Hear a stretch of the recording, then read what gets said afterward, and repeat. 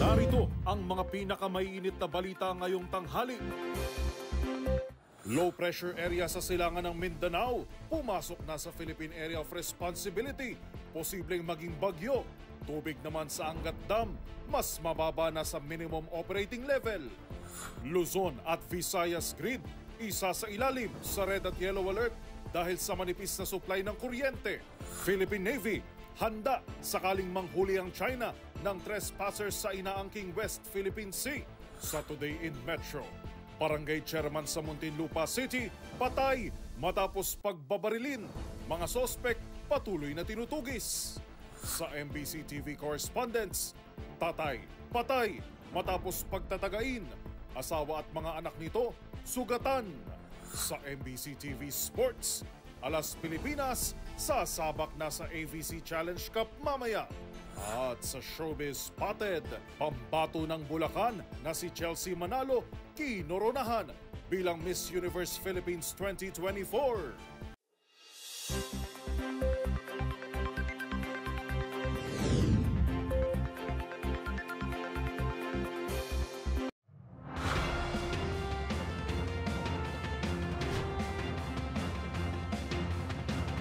Bawat balita, makabuluhan. Bawat kwento, makapangyarihan. Boses ng Pilipino para sa Pilipino. Live mula sa MBC TV Studio. MBC TV Network News.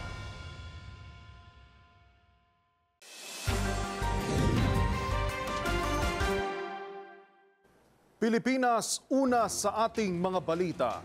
Pumasok na ng Philippine Area of Responsibility ang binabantayang low pressure area sa timog silangan ng Mindanao.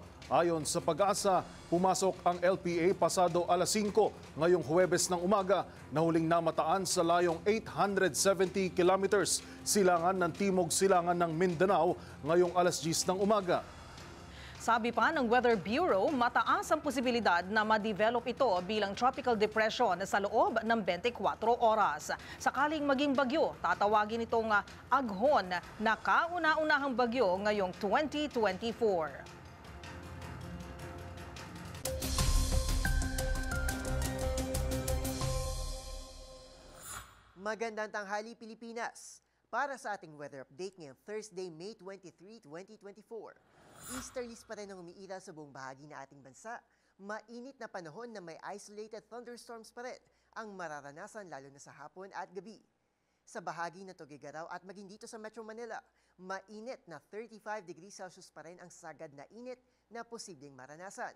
Habang mainit-init din na 34 degrees Celsius ang inaasahan sa Iloilo at Metro Davao ngayong tanghali. Para naman sa ating 3-day weather forecast, bisitahin natin ang Tacloban City sa Leyte kung saan simula bukas ay makakaranas ng masungit na panahon na may malalakas na pagulan na posibleng magdulot ng pagbaha at pagguho ng lupa.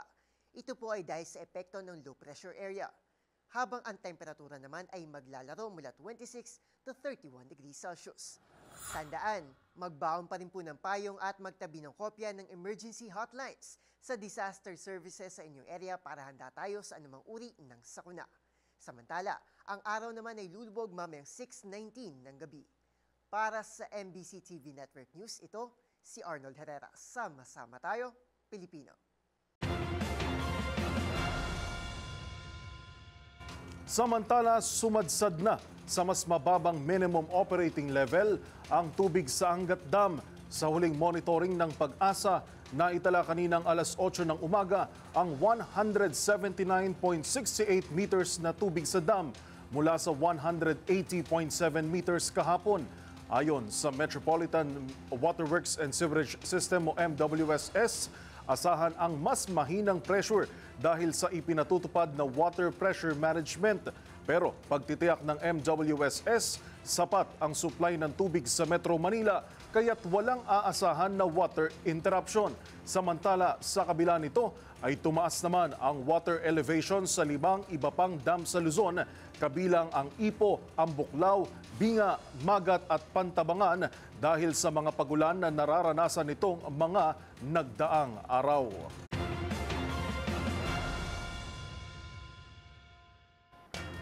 Muling isa sa ilalim sa red at yellow alert status ngayong araw ang Luzon at Visayas Grid. Ito ang anunsyo ng National Grid Corporation of the Philippines o NGCP. Kasunod ng manipis at hindi na naman sapat na supply ng kuryente. Narito ang report ni Val Gonzalez.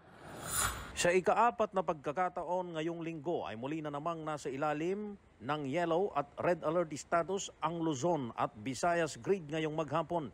Itong abisong inilabas ng National Grid Corporation of the Philippines o NGCP kasunod ng manipis na naman at hindi na naman sapat na supply ng kuryente ngayong araw. Ayon sa NGCP, nasa red alert ang Luzon Grid 1:00 hanggang 5:00 ng hapon at mauulit ng 6:00 hanggang 10:00 ng gabi. Pero 12:00 pa lamang ngayong tanghali ay manipis na ang supply kaya't nasa yellow alert status na ang grid hanggang 1:00 ng hapon. Mauulit ang mababang supply ng 5:00 ng hapon hanggang 6:00 ng gabi at 10:00 ng gabi hanggang 12:00 na ng madaling araw May 24. Sabi ng NGCP, ganito rin halos ang sitwasyon ng Visayas Grid na makakaranas ng kawalan ng sapat na supply mula 2:00 hanggang 4:00 ng hapon at mauulit ng 6:00 hanggang 7:00 ng gabi. Habang 12:00 pa lamang ay manipis na ang supply ng kuryente sa magkakaibang mga oras hanggang 10:00 ng gabi. Ang dahilan pa rin nito ay ang pagpalya ng iba't ibang mga planta sa iba't ibang mga lugar sa bansa. Ang yellow at red alert status sa power grid ay isang abiso na nagsasabing hindi sapat at kulang ang supply ng kuryente. Para sa MBC TV Network News, ako naman Val Gonzalez, sama-sama tayo Pilipino.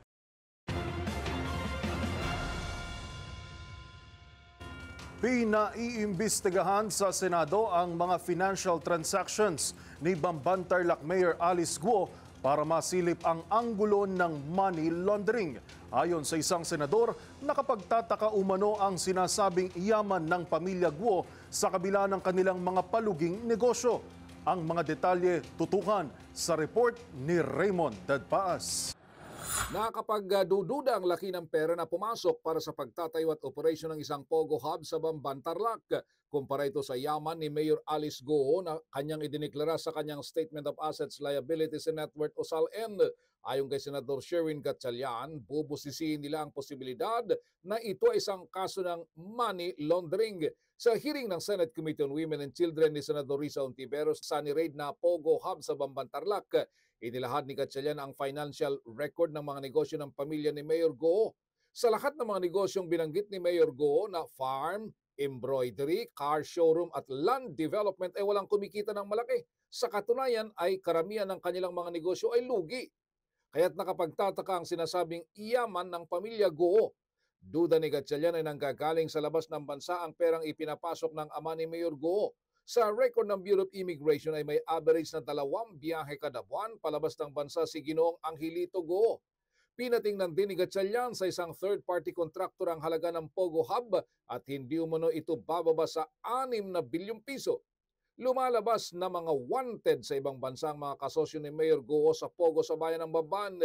Hinimok nito ang Anti-Money Laundering Council o AMLAC upang imbestigahan ito. Nangako naman ng AMLAC na bubusisihin nila ang mga business transaction ni Mayor Guo at mga kasosyo sa Pogo. Hiniling lang ito sa komite na magpipresenta sila sa isang executive session. Sa panig ni Mayor Guo, itinanggi nito na isa siyang espiya ng China at siya isang tunay na Pilipino. Para sa MBC TV Network News, ito si Raymond Dadpaas, sama-sama tayo Pilipino.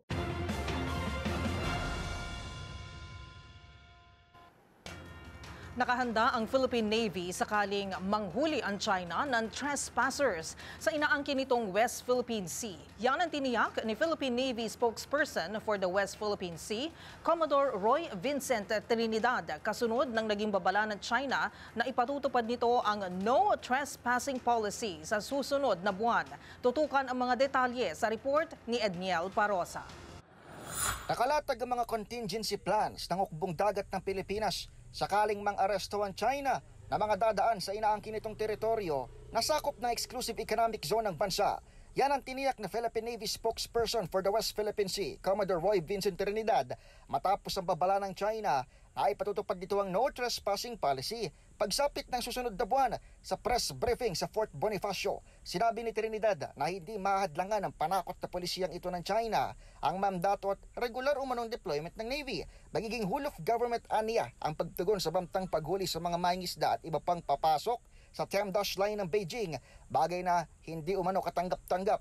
Gaya ng reaksyon ni Pangulong Bongbong Marcos, idiniin ni Trinidad na matagal nang ipinambabala ng China ang utos na pag-aresto ng kanilang Coast Guard, pero inulit lamang ito matapos ang atin ito civilian mission sa Baho de Masinloc. Ngayon din, iniugnay ng opisyal sa nasabing paglalayag ang mga namataang pagdami ng Chinese vessels sa lugar ngayong buwan. So we have a lot of plans. If the situation arises based on the plan, then we know what to do.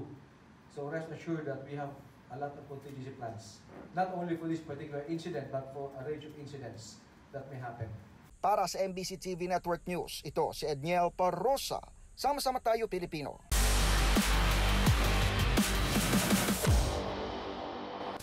Sa mundo ng volleyball, sasabak na ngayong araw ang Women's Alas Pilipinas sa unang laban nito. Bitbit ang kanilang bagong pangalan. Makakaharap ng nationals ang koponan ng Australia para sa group stage ng 2024 AVC Challenge Cup na ginaganap sa Pilipinas. Ang buong detalye tutukan sa report ni Millie Borja. Sa ilalim ng bago nitong pangalan, sasabak na ang Women's Alas Pilipinas sa unang laro nito sa 2024 Asian Volleyball Confederation o AVC Challenge Cup. Makakalaban ng national team ngayong araw, Huwebes, May 23, ang pambato ng bansang Australia sa Rizal Memorial Coliseum. Sa naging laban ng Aussies kahapon, dinumina nito ang team ng Chinese Taipei in 4 thrilling sets. Ang Australia ay nasa rank number 10 sa Asia at pang 59 naman sa buong mundo, habang ang Pilipinas kasalukuyang nasa 12 rank sa Asia at 63 sa world.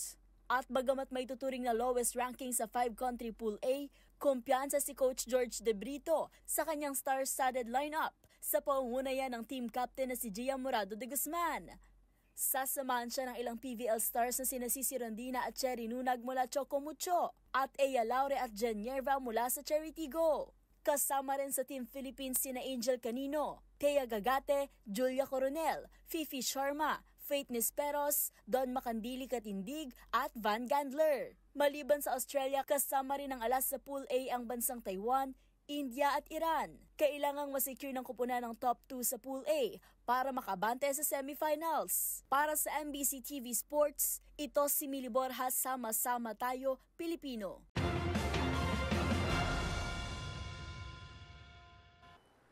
Narito pa ang mga balitang dapat niyong abangan. Mga wage bill ipinanukalang pagtibayin kahit nakasinedye ang Kongreso. PNP online services hindi magamit kasunod ng tangkang data breach. Sa Today Metro, Barangay Chairman sa Muntinlupa City patay matapos pagbabarilin. Mga suspect patuloy na tinutugis. Sa MBC TV Sports, blacklist umabante na sa UB semifinals para makatapat ang Falcons AP Bren. At sa Showbiz Spotted, pangbato ng Bulacan na si Chelsea Manalo, kinoronahan bilang Miss Universe Philippines 2024. Lahat ng yan sa pagbabalik ng MBC TV Network News.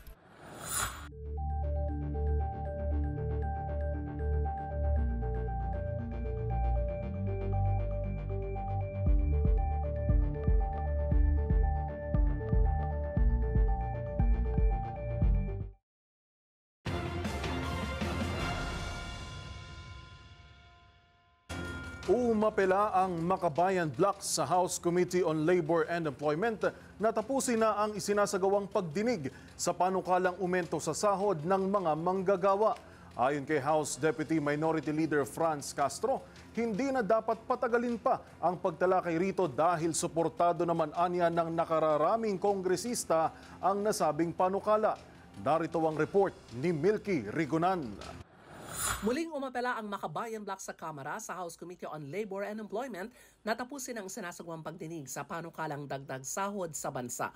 Binigyang diin ni House Deputy Minority Leader Franz Castro, wala nang dahilan para patagalin pa ang pagtalakay sa aumento sa minimum wage dahil nakatatlong hearing na ang komite. Paulit-ulit at tila rehash na rin ang mga pananaw ng mga resource persons sa hearing. Suportado anya ng nakararaming kongresista ang taas sahod kay pinapanawagan ni Castro sa liderato ni House Speaker Martin Romualdez na gawing prioridad ang pagpasa sa panukala at isa sa pinal na ito kahit naka-synergy adjournment. Umaapela rin sina Kabataan Party List Representative Raul Manuel at Assistant Minority Leader Arlene Brosas na ilabas na ang committee report para maaprobahan at maisalang sa second reading sa plenaryo at pagbalik ng sesyon sa Hulyo. Dagdag ng Makabayan Black, sawa na ang mga manggagawa sa barya-baryang aumento sa sahod na ginagawa ng mga Regional Wage Board na malayong-malayo ang agwat sa kasalukuyang cost of living. Kabilang sa may sinusulong na wage bill sa Kamara ang 150 pesos na legislative wage hike at ang 750 pesos na across-the-board increase sa buong bansa. Para sa MBC TV Network News, ako si Milk Regunan. Sama-sama tayo, Pilipino.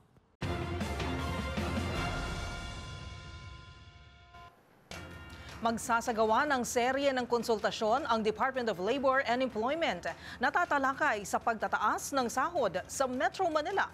Ayon kay Labor Secretary Bienvenido Laguesma, may kipagpulong siya sa mga nasa sektor ng paggawa ngayong araw para talakayin ang panukalang taas sahod. Sa June 4 ay nakaschedule rin ang isang meeting kasama mga employer, habang sa June 20 naman ay may nakatakda ring pagdinig sa issue ng adjustment sa minimum wage sa NCR. Matapos ang mga konsultasyon, magpapasya na ang NCR Regional Tripartite Wages and Productivity Board kung sapat ang mga batayan para ikonsidera ang increase sa sahod.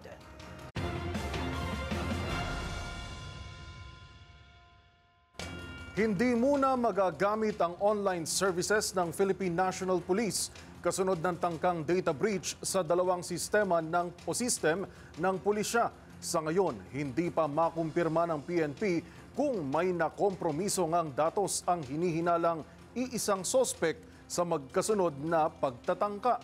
Ang mga detalye sa report ni Edniel Parosa. Pinangangambahang mas magtatagal pang hindi magagamit ang lahat ng online services ng Philippine National Police mula kasi sa isang linggong shutdown na inihirit ng Information Technology Management System until further notice na. Ang abiso nito kasunod ng tangkang data breach sa dalawang sistema ng pulisya. Unang sinubukang pasukin ng threat actor na PH1NS ang PNP Logistics Information System, sinumdan ng cyber attack sa PNP Firearms and Explosives Office. Ayon kay PMT spokesperson, Police Colonel Jane Fajardo, dinidelete na rin ng Department of Information and Communications Technology ang mga website na nagpapakita ng umano'y mga datos na na-access gamit ang sinasabing hacking. Gayunpaman, hindi pa makumpirma ng PNP kung may nakompromiso ng datos sa hinihinalang iisang suspect sa magkasunod na pagtatangka. Sabi pa ni Fajardo, kabilang sa iniimbestigahan ay kung ito rin ang parehong salarin sa mga nagdaang hacking sa websites at online portals ng iba pang ahensya ng pamahalaan. Humingi naman ng pangunawang pambansang pulisya na una nang nag-abiso sa mga kliyente ng police clearance, LTOP at iba pang permit na magtungo na lamang ng personal sa mga regional o national headquarters ng PNP. We regret any inconvenience this may cause and appreciate your understanding and cooperation as we work to enhance our system security and integrity. Should you have any technical concerns, you are requested to kindly contact and request for any assistance sa Information Technology Management Service po. Para sa MBC TV Network News, ito si Edniel Parosa. Sama-sama tayo, Pilipino.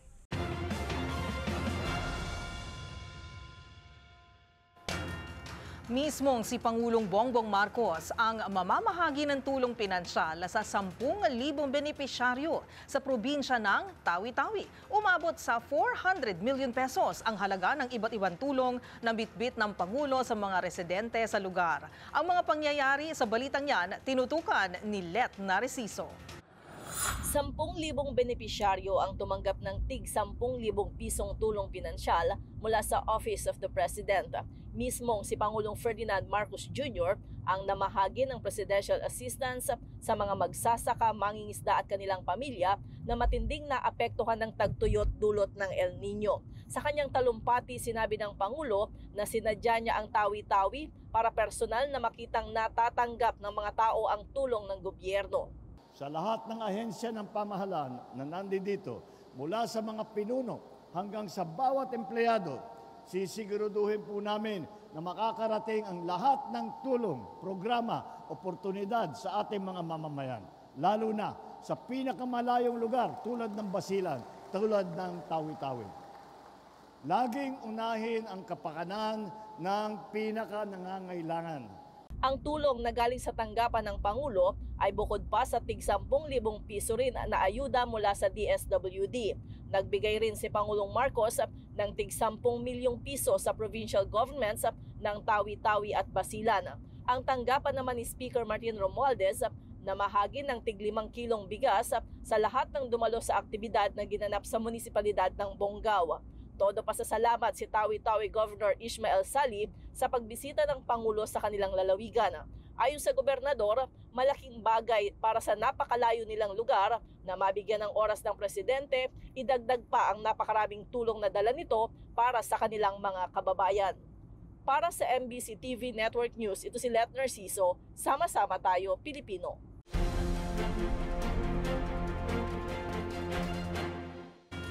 Patay naman ang isang kapitan ng barangay sa lungsod ng Muntinlupa. Ito'y matapos pagbabarilin ng riding in tandem. Ayon sa mga otoridad, gumugulong na ang investigasyon at patuloy ring tinutugis ang mga sospek na sakay ng motorsiklo. Narito ang report ni Noche Kakas. Patay sa pamamaril ng riding in tandem ang barangay chairman sa lungsod ng Muntinlupa. Kinumpirma at kinilala ni Muntinlupa City Mayor Rufi Biason sa kanyang Facebook post ang biktima na si Ronaldo Caoca Loresca, barangay chairman ng barangay Buli. Sa FB post ni Biason na kinundina nito ang walang saysay na pagpatay sa kanyang kapwa lingkod bayan sa lungsod. Pinagbabaril si Loresca sa tapat ng isang tindahan sa Manuel L. Quezon Street, barangay Buli ng 2 lalaki sakay ng motorsiklo. Dahil dito, pinag-utos niya sa Operation Center na i-review ang CCTV sa lungsod. Ipinag-utos rin niya sa kapulisan ang masusing investigasyon para matukoy ang mga salarin. Hindi umano niya sa titigil hanggat sa makamit ang hustisya sa karumal-dumal anyang pagpaslang kay Kapitan Loresca. Para sa MBC TV Network News, ako si Noche Kakas, Sama-sama Tayo, Pilipino.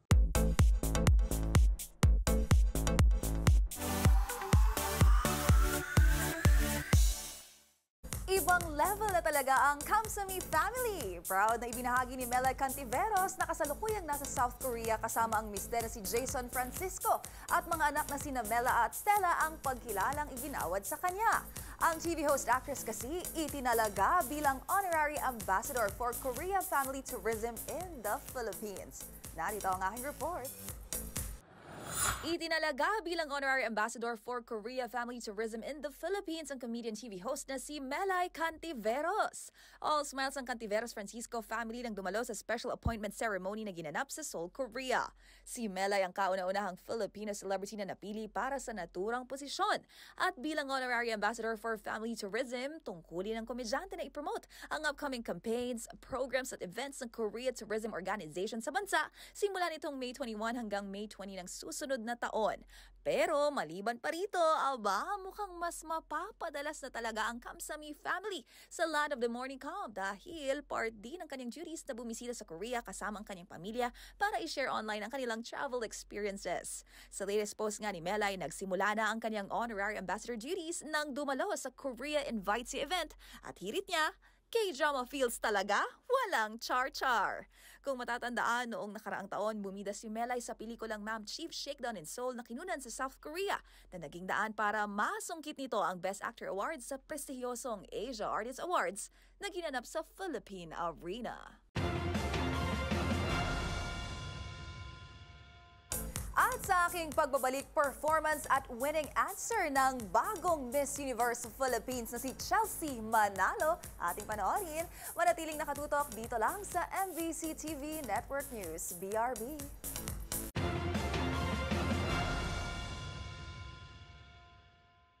Narito pa ang mga balitang dapat niyong abangan. Sa MBC TV correspondents, tatay patay matapos pagtatagain. Asawat mga anak nito sugatan sa Negros Occidental. Sa hoy, bawal yan, parusa sa wiretapping. Alamin. Sa MBC TV Sports, blacklist umabante na sa UB semifinals para makatapat ang Falcons AP Bren. At sa Showbiz Spotted, pambato ng Bulacan na si Chelsea Manalo, kinoronahan bilang Miss Universe Philippines 2024. Lahat ng yan sa pagbabalik ng MBC TV Network News.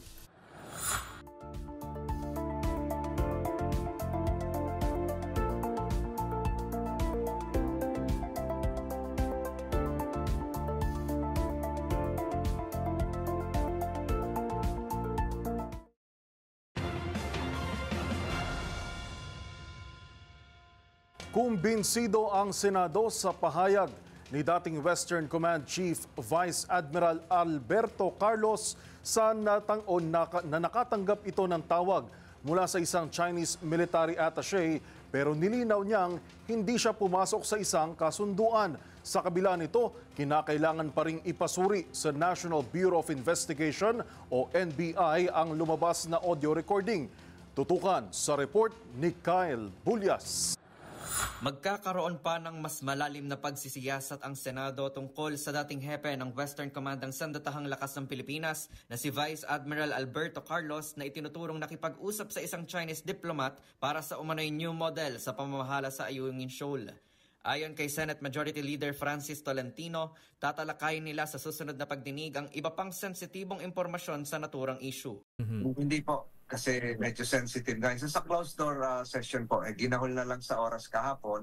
Iba lang yung na-establish naming mga foundations dito kung ano yung mga posibleng nilabag na batas, domestic and international law. Hindi ba nakapagbigay ng mga sensitive information si Admiral Carlos sa mukhang kaibigan yung Chinese military attaché, Senator Francis, sir? Siguro po sa closed door hearing na po namin sisaya sa atin yun. Kasi kahapon, very open po at pati sa media, bukas pa nga yung pintura. So, hindi siguro sa ganong sitwasyon yung gagawin. Kahapon sa pagdinig ng Senate Committee on National Defense, kinumpirma ni Carlos na nakatanggap siya ng tawag mula sa isang Chinese military attaché pero nilinaw niyang hindi siya pumasok sa isang kasunduan. Ayon kay Carlos, tungkol lamang sa mga paraan para ibsan ang tensyon sa West Philippine Sea ang tinalakay sa telephone call na tumagal lamang aniya ng 3 hanggang 5 minuto. Tiwala naman si Senator Tolentino sa pahayag ni Carlos pero kailangan pa rin anyang dumaan sa authentication ng National Bureau of Investigation ng audio recording. Oras na mapatunayang may naganap na wiretapping, maaari na anyang kumilos sa mga kaukulang ahensya ng pamahalaan tulad ng Department of Foreign Affairs para ideklarang persona na ng grata ang nasabing Chinese diplomat. Para sa MBC TV Network News, ito si Kyle Bulyas. Sama-sama tayo, Pilipino.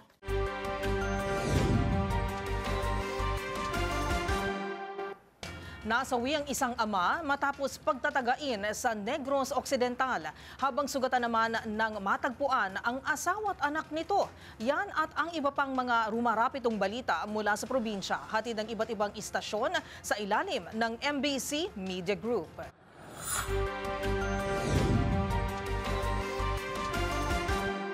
Patay ang isang ama habang sugatan ang asawa at 4 na mga anak nito matapos pagtatagain ng sariling ama sa Purok Ibos, Barangay Tapi, lungsod ng Kabangkalan, Negros Occidental. Ayon kay Lieutenant Colonel Roberto Injape, nagkaroon ng nervous breakdown ang amang suspect na kinilala na si Yumel Francisco, 36 anyos na namatay matapos saksakin ang kanyang sarili. Dagdag pa ni Injape, patuloy na ginagamot sa Kabangkalan District Hospital ang ina na kinilala na si Robelyn Bilandres at 4 nitong mga minor de edad na mga anak na pawang sugatan dahil sa pananaksak at pananaga ng sariling ama. Ang suspect umano nagkaroon ng sakit bago nangyari ang karumal-dumal na krimen. Para sa MBC TV Network News, ito si Rex Cantong, sama-sama tayo, Pilipino. Nasa custodial facility ngayon ng Bayambang Police Station ng 42 anyos na ginang matapos masamsam sa kanyang tahanan ng 4 na plastic sachet na naglalaman ng hinihinalang shabu na may timbang na 18 grams at may street drug price na 122,400 pesos. Sa ulat ni Chief of Police Lieutenant Colonel Romel Bagsik, nagsilbi ng search warrant ng kanyang mga tauhan kasamang 105 Mobile Company alas 9:40 ng gabi sa bahay ng suspek sa Barangay Inirangan, Bayambang, kung saan dito nasamsam ang nabanggit na illegal na droga at isang bala ng caliber 45 na baril. Kasong paglabag sa Republic Act 9165 Comprehensive Dangerous Drug Act of 2002 at Republic Act 10591 Comprehensive Law and Firearms and Ammunitions ang kinakaharap ngayon ng suspect.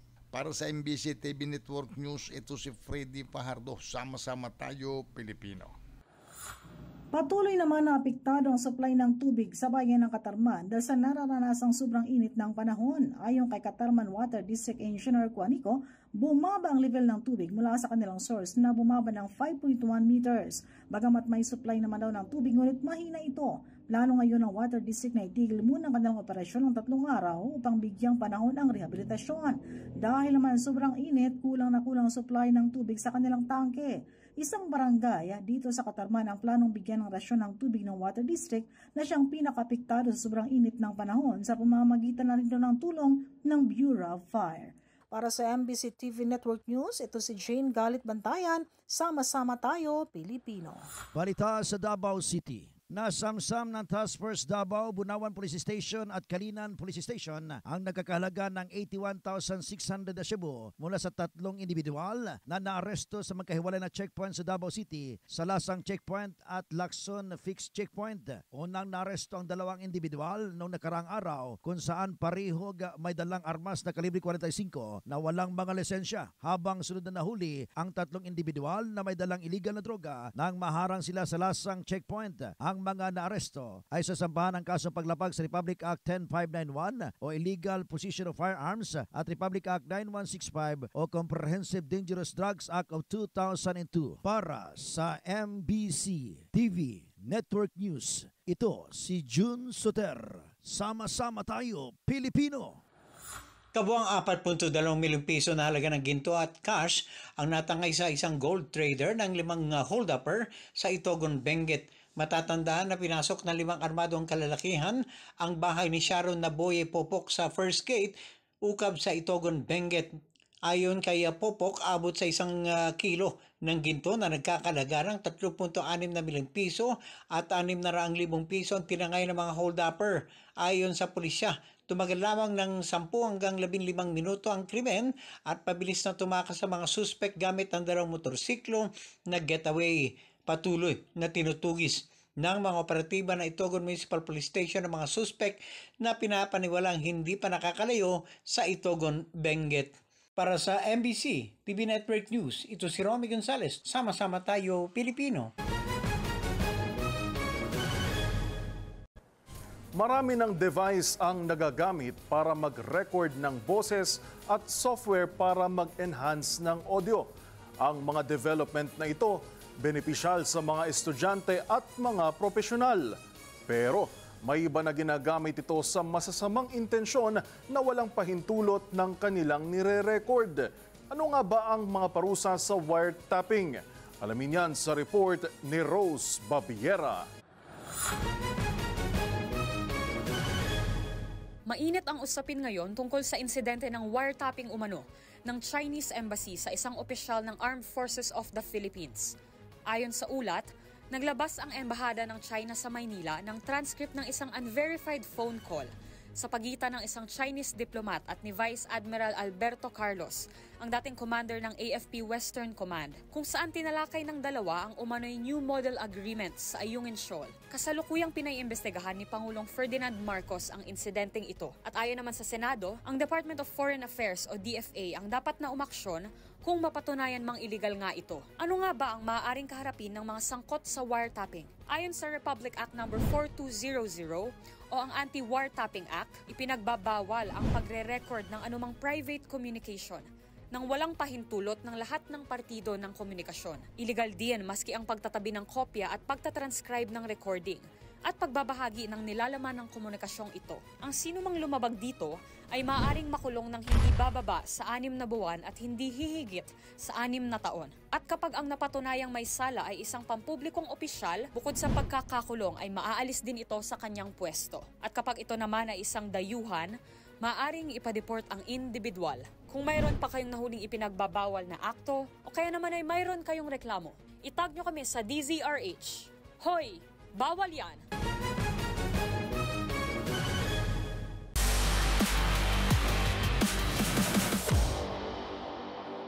Blacklist breaks the code dahil laabante sa ikalawang araw ng playoffs ang Blacklist International para makatapat ng defending champions Falcons AP Brand. 2 teams ang kinailangang patumbahin ng Blacklist International sa isang araw para tuluyang makaabante sa upper bracket semifinals at makatapatang defending champions Falcons AP Bren. Unang tinuldukan ng Codebreakers ang muling pagtapak ng Milan na Evils sa playoffs matapos ang 5-game knockout match. Pressure din po kasi first time din po mag-playoffs eh. And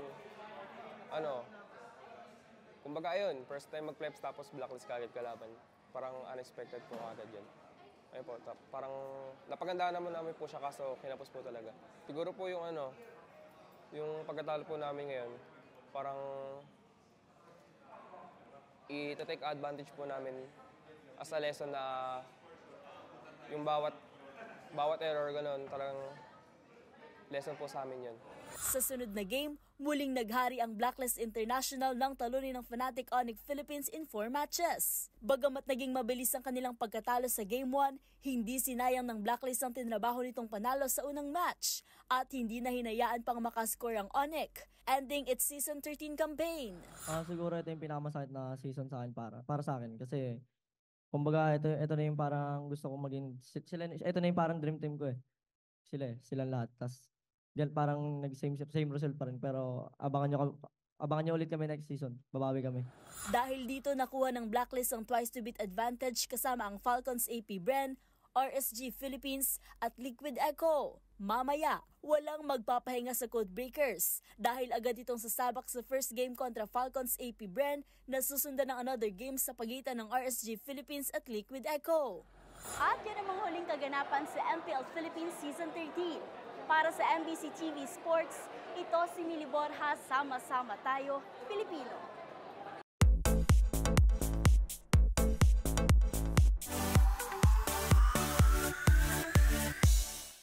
May nanalo na ang 24 anyos na pambato ng may kawayan Bulacan na si Chelsea Ann Manalo ang nag-uwi ng corona sa katatapos lang na Miss Universe Philippines.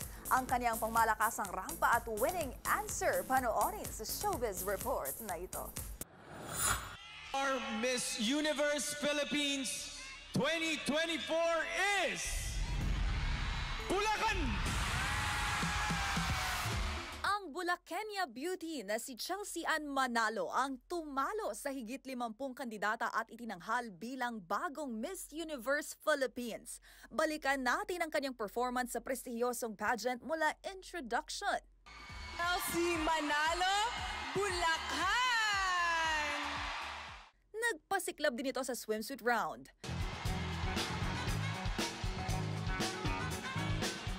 Habang looking elegant naman ang Morena Stunner sa kanyang white gown na gawa ng designer na si Manny Halasan.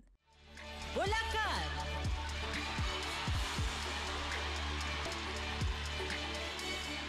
At syempre, heto ang winning answer ni Chelsea sa tanong na paano niya gagamitin ang kanyang taglay na ganda at confidence to empower others. As a woman of color, I have always faced challenges in my life. I was told that beauty has standard, actually. But for me, I have listened to always believe in my mother, to always believe in yourself, uphold the vows that you have in yourself. Because of these, I am already influencing a lot of women who are facing me right now as a transformational woman. I have here 52 other delegates with me who have helped me to become the woman I am. Thank you. Bago naging beauty queen, nagsimulang sumabak sa pagmomodelo mula print, ramp and commercial si Chelsea sa edad na 14, habang youth education and body positivity ang ilan sa kanyang mga isinusulong. Samantala, sa final walk ni Miss Universe Philippines 2023 Michelle Marquez D, muli nitong ibinida ang iconic Apowang Odd-inspired gown. Sa Instagram ilang oras bago ang naturang coronation night kagabi, formal na tinapos ni MMD ang kanyang 7 taon na pageant journey. Nakatakdang ganapin ang 73rd Miss Universe pageant sa Mexico kung saan susubukang masungkit ni Chelsea Manalo ang sanay ika-5 Miss U crown ng Pilipinas.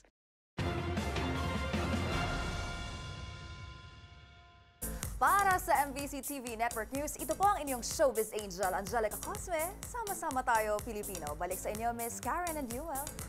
Maraming salamat, Showbiz Angel. Siyempre, Matchpoint, Mili at K-Rovic.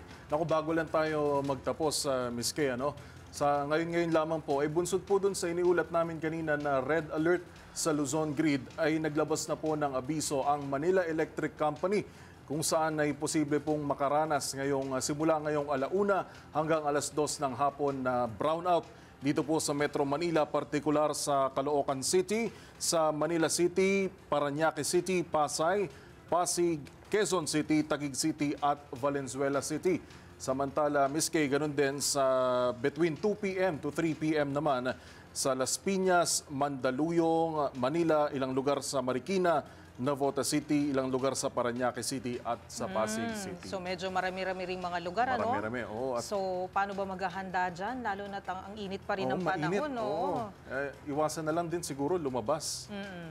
At ganun din, payong, mag-ready. Oo. O di naman kaya ay para libre aircon. Punta na lang ng mall. Best choice. Yes, oo nga.